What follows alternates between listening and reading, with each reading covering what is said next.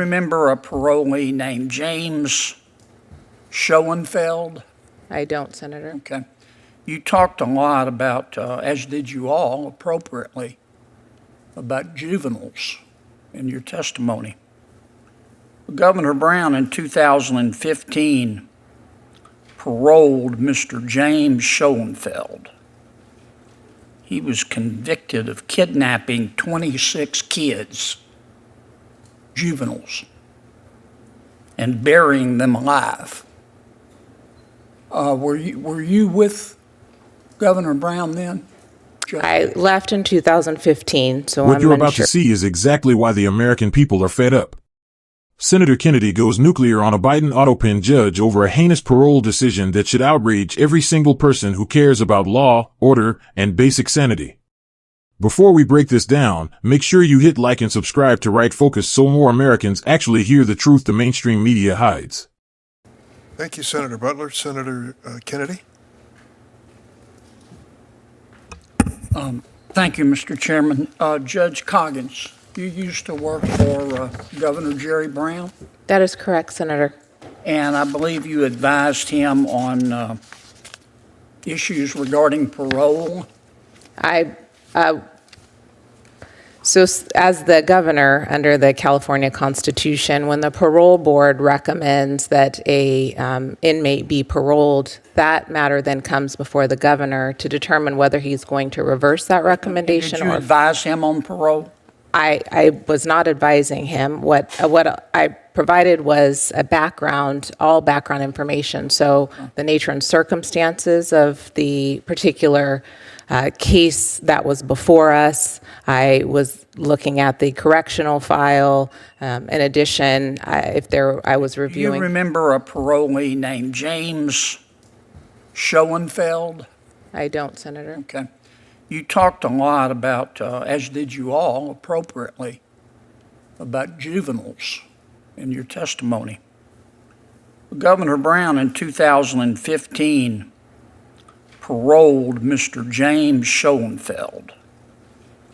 He was convicted of kidnapping 26 kids, juveniles, and burying them alive. Were you with Governor Brown then? Judge? I left in 2015, so I'm unsure of the time period in which that occurred. This happened in 2015. That name is not familiar to me. What I can say is those decisions Do you are. remember the case? I do not. Okay. When it happened, it got a lot of publicity in California.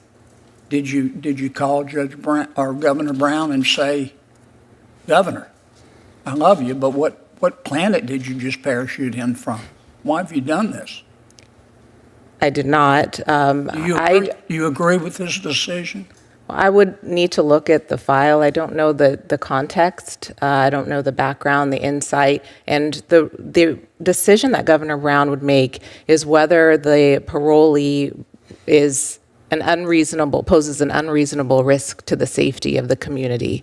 And Do you think kidnapping 26 juveniles and burying them alive presents a risk to the community?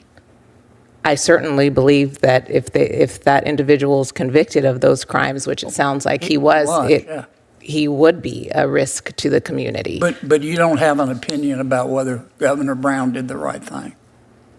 Again, Senator, I would have to be able to look at the complete file and all of the considerations required of the governor, who ultimately makes the decision. So he might have done the right thing, in your opinion? I would want to look at the complete file in order to make an assessment. All right, Judge Bosara. Do you remember a case called J&J Sports Products v. If I mispronounce it, sir, please correct me. Ferraris? I do recall that case, Senator, yes. Okay, it was pretty recent, 2020. You're a magistrate judge, right? I am. And your decisions have to be reviewed by a federal district court judge? That's correct. Okay. You made a ruling in that case, and the district court reversed you. In part, yes. And the district court said, quote, these are the judge's words, not mine, that you ignored, quote, a large collection of cases in this district holding that essentially identical allegations are sufficient to state a claim. So your boss said you just ignored a whole line of cases. What's going on here? Well, Senator Kennedy, the way I recall that case was there's a split in authority about claims that can be brought under the Copyright Act. And there were, in addition to the cases that the district judge cited, there was a whole bevy of other cases going in the other direction. And the Court of Appeals had not ruled on it. Yeah. And But the judge didn't say you looked at both line of cases and decided one was more accurate than the other. He said you totally ignored a line of cases. Did you just disagree with those line of cases? Senator, I would never ignore a whole line of cases, and I know that was a very lengthy opinion that I issued, and it's my practice in the 1,000 opinions. Well, I'm going to run out of time. I'm sorry to cut you off, Judge. I don't mean any disrespect. The district court judge says you ignored those cases. I would respectfully say, as I don't... Was he wrong?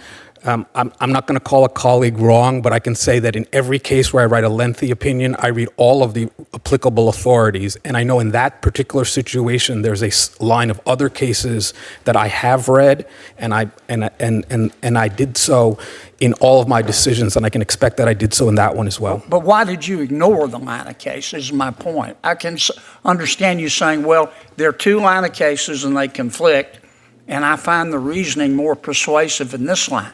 The district judge reversed you, said you just totally ignored them. That worries me. He reversed me only in part, Senator, and in those line of cases, I think there's a split of authority at the district court level. There's no governing Court of Appeals decision or a U.S. Supreme Court decision, which my oath requires me to follow. Okay. Thank you, folks. Welcome back to Right Focus. Hit like and subscribe so we can keep bringing real talk the establishment media refuses to touch. What you just watched is Senator John Kennedy doing what no one else in Washington seems willing to do anymore, hold Biden's judicial nominees accountable. And this one was unbelievable. Kennedy goes straight at a Biden Autopen judge who somehow can't remember a case where a man kidnapped 26 children, buried them alive, and still walked away with parole signed off by Governor Jerry Brown in 2015. This nominee, Judge Coggins, worked directly under Governor Brown. He handled background information on these parole recommendations. Yet suddenly, under oath, he doesn't remember the case, doesn't remember the criminal, doesn't remember the massive California coverage, doesn't remember anything. Kennedy presses him again and again, and the nominee keeps dodging like he's trying out for a Biden cabinet position rather than a judgeship. Kennedy asks the most basic question: do you think a man convicted of kidnapping 26 children and burying them alive is a risk to the community? The nominee admits yes, but still refuses to say whether Governor Brown made a catastrophic mistake granting parole. Instead, he hides behind process, files, and paperwork. This is the exact problem Senator Kennedy keeps exposing. Biden's nominees talk endlessly about compassion and rehabilitation, but the moment they're asked to take a stand on real-world danger, they retreat into bureaucratic fog. They will not criticize anything that comes from their political allies, no matter how outrageous.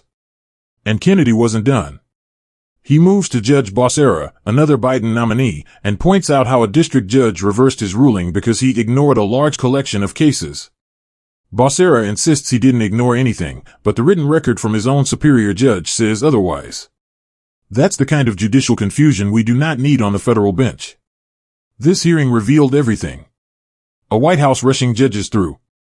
Nominees who can't defend their own decisions. And a Senate that desperately needs more fighters like John Kennedy who refuse to let political convenience override basic common sense.